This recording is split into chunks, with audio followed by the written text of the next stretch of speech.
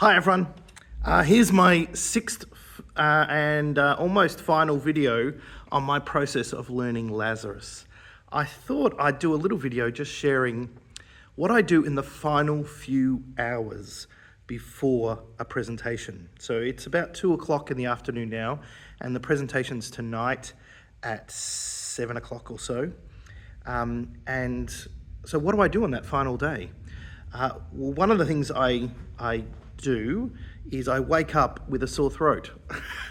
All the stress and preparation, and life's been very busy lately. So one of the key things I need to do on the final day is rest my voice. So why am I doing this video? Because I love you.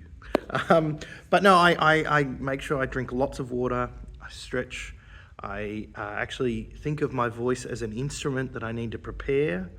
And so I try to have a fairly relaxing day. And that helps if you gotten to a certain point in which you feel like you know the story. That for me happened just yesterday. Like I knew it before then, but just yesterday, the performance practice I did, I just felt like I wasn't thinking about what the next line was.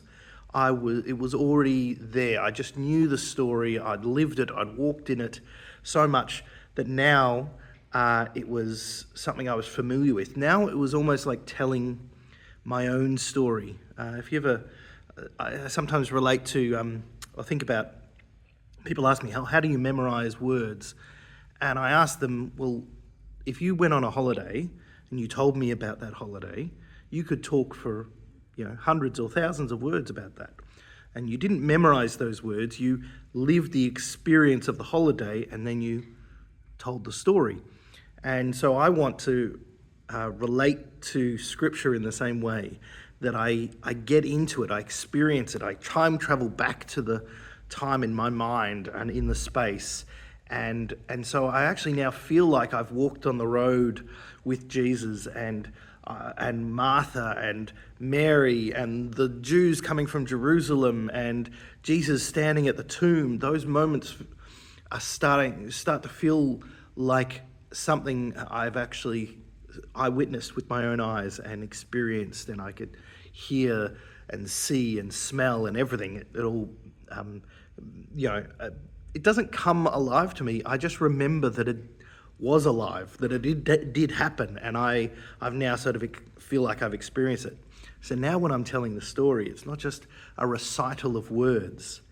Now it's me sharing something that I know and believe and have conviction in. I don't need to put on the emotion, because I feel the emotion, genuinely. I feel Jesus' anger at death and sadness and grief and the weeping and the skepticism of the Jews and all those little things. Now those things are real to me, and so when I tell them, it comes across that way. So when that happens, you can actually relax a little bit. You're not stressed about, what's the next line, what's the next word? I'm not thinking in that regard. But I do, when I've got that sort of level of comfort about it, now I can actually refine. And as much as I went off book, like I put the script down as quickly as I can, now I actually go back to it, because you can learn bad habits of a phrase that you are saying it a certain way, and because you're not checking it with the text anymore, you start to get in the habit of saying it that way. And so I often go back to the text. So what I did this morning, and it's really helpful to do it with someone else, is I just did the story for my wife, and this is my sort of script at the moment. You can see all the notes and all the little things, but if you can see little bits where have been highlighted in yellow, those bits are where I asked my wife that if I said something that was incorrect and seemed significant, if it's insignificant, a little change, like I say, he replied as opposed to he said, I don't care. I don't care about that. I'm not about perfect recitation. But if it's something important, like I miss something or I say something in the wrong order, or I use another phrase for something, and the phrase how it's written would really give a slightly different impact. And she notices those things. She highlighted them, and that's really useful. So then I go like, okay. So when Jesus says, they thought he's talking about Lazarus's. He was just asleep, but he's actually talking to his dead about Lazarus has actually died.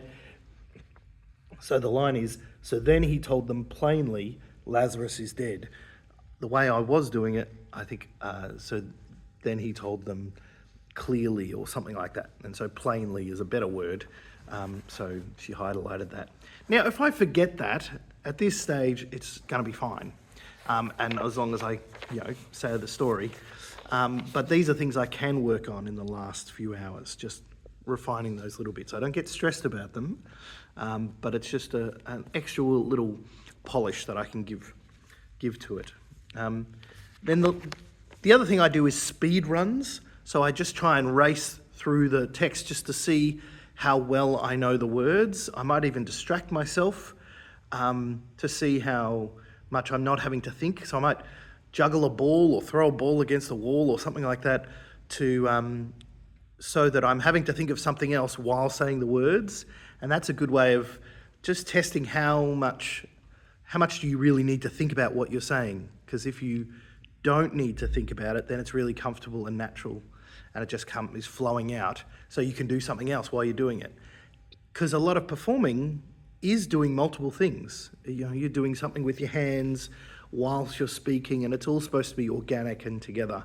And if you're concentrating on what's the next word, then then you don't have the brain space to actually think about how to perform it, how to physicalize it, how to change your voice, how to feel those emotions and all those sort of things.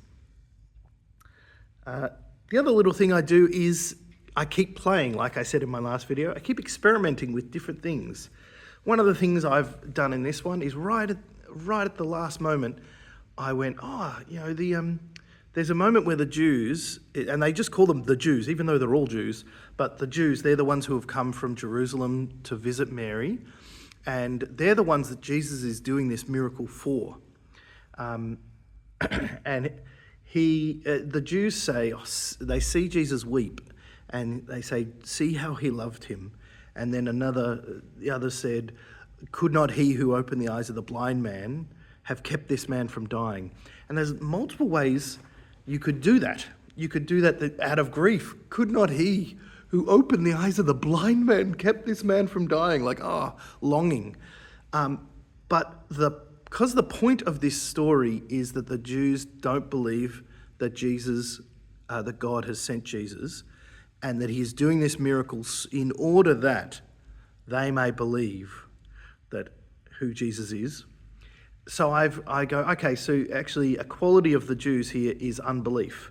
So let's play that up. Let's make that a bit simpler and clearer for the audience.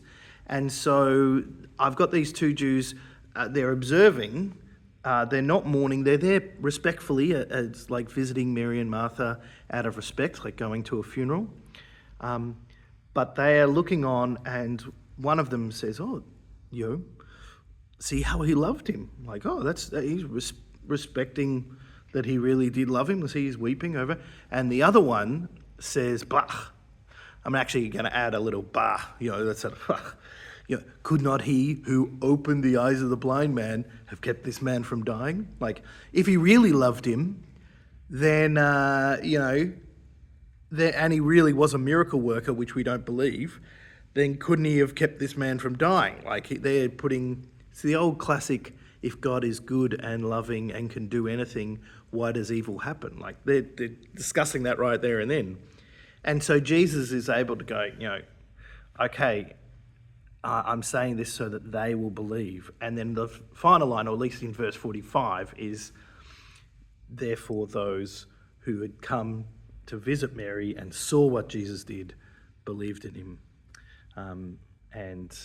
And so, that theme of believing in Jesus it's carried all the way through. It also makes a little bit of fun thing because I can say that to the audience as one of those Jews, he leans over sort of like to the crowd of the audience and going, could not he who opened the eyes of the blind man have kept, or maybe even like, could not he who opened the eyes of the blind man have kept this man from dying? Yeah, like so. Mic drop, I know. So that's some of the things I'm doing, just having real fun playing with little nuanced elements. Things where when Mary is crying, I can add a bit of repetition. So when she says, Lord, if you had been here, my brother would not have died. She says, Lord, I won't do it in the full emotion of it, but Lord, if you had been here, my brother. And when she says brother, that reminds her of her brother and it breaks her heart. And she says, my brother would not have died. So I play with that a little bit to give that sort of how do we naturally say things when we're emotional and that sort of stuff. So I have a bit of fun with that. This is my church, and I'm very fortunate that I can come and rehearse here when I'm preparing these presentations. And so what I'm going to do now, I'm going to switch this off. I'm going to do one final performance in this space. This isn't the space where I'm performing, but I'm going to do that here and then just feel comfortable about it. And I'll also make sure I spend time praying, make sure my heart's in the right place, make sure that I'm resting in confidence in God's Spirit to use His Word to speak to His people. And then I'm going to get down to the venue early. I always like to get there early and check out the space. And if I can, rehearse in the space, just run through, because each space is very different. So I haven't been to this, I've been to this church in the city, but I haven't seen how they've set it all up. So I got to go, okay, and then I might notice something. I might notice some stairs. I'll go, I could use that for this bit. And the more comfortable you are with it, the less you're locked into movements and actions. You can actually play with it even in the moment. So I've always enjoyed doing that, even being experimental right to the very end, even in the performance, something I might do slightly differently. Now I've asked them if they can record it tonight. I'm not sure if they will be able to. If they do, then that will be my next video showing you the performance. But thank you for following me on this journey. There's so much little things that I haven't shared in this video, but these videos, but hopefully they've inspired you. So you've seen a bit of my process of learning a passage from the very beginning to the performance. Okay, thanks. Cheers, bye.